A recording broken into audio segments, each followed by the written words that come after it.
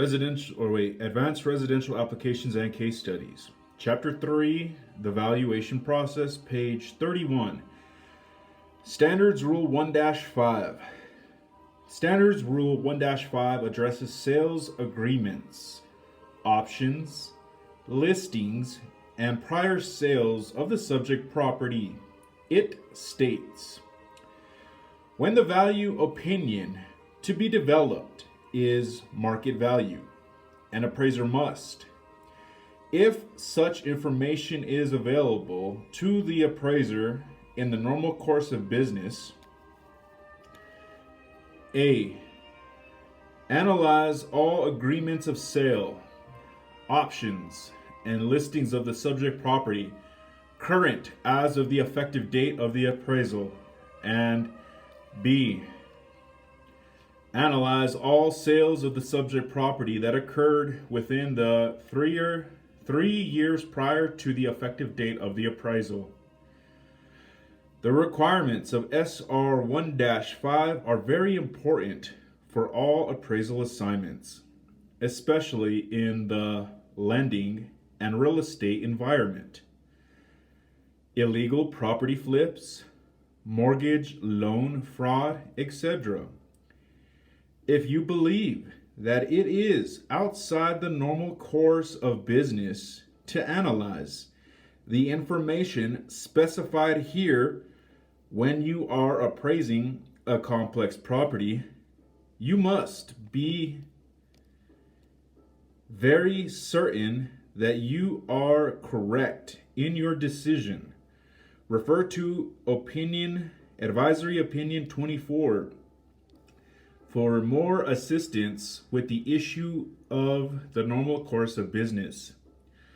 Just remember that you do not want to be accused of cutting corners in appraisal practice, ever, and especially in the appraisal of a complex property. Going to the courthouse and looking up deeds can be time-consuming and tedious, but that is part of the appraisal process. Hopefully you work in a market area where such records are accessible via the internet.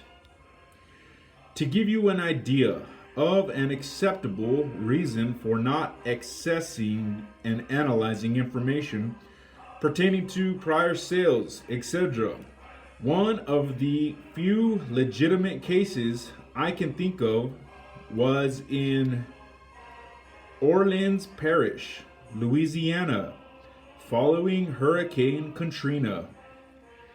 The conveyances/deeds in the clerk of court office of Orleans Parish were in the basement of the courthouse, which flooded after Hurricane Katrina. Virtually all the deeds going back a couple of hundred years were nearly ruined.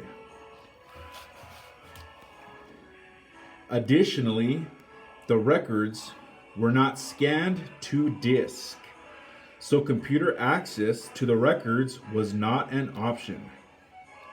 Fortunately, all of the documents were salvaged, but they had to be shipped off for months. During this time that the documents were gone, appraisers simply could not conduct prior sales research as required by SR 1-5. Since it was unavoidable and beyond their control, they were justified in not completing the public record research. This became the normal course of business until the documents were returned. If you do not conduct the research required in SR 1-5, you have better have a hurricane or some other good reason as your excuse. It is that important. End of page.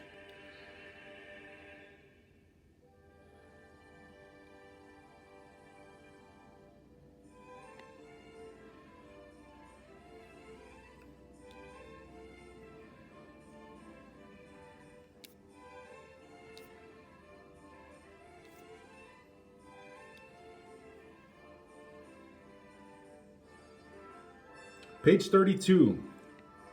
Standards Rule 1-6. In developing a real property appraisal, an appraiser must A. Reconcile the quality and quantity of data available and analyzed within the approaches used. And B. Reconcile the applicability and relevance of the approaches, methods, and techniques used to arrive at the value conclusions. The reconciliation process will be discussed in the context of appraisal reporting in the following portion of the course. End of page.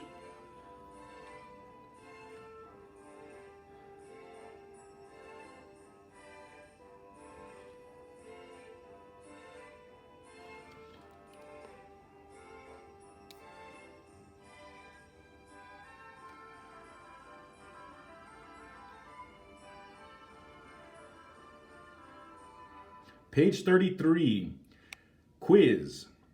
Start quiz.